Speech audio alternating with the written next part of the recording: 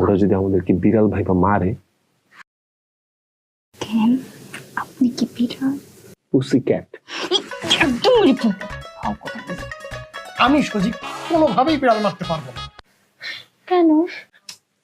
বুঝলে না, সে তো একটা নিরীহ গৃহপালিত, তাকে আদর যত্ন করে পালতে হয়, তাকে কি মারা সম্ভব? আমি পারবো না। আশ্চর্য, বিড়াল কোত্থেকে আসলো? আমি কিন্তু বিড়াল ভয় পাই। হ্যাঁ আমিও, কিন্তু আচ্ছা বিড়াল কি মারতে হবে এখন? ওহ, এই দাঁড়াও আমি দেখি।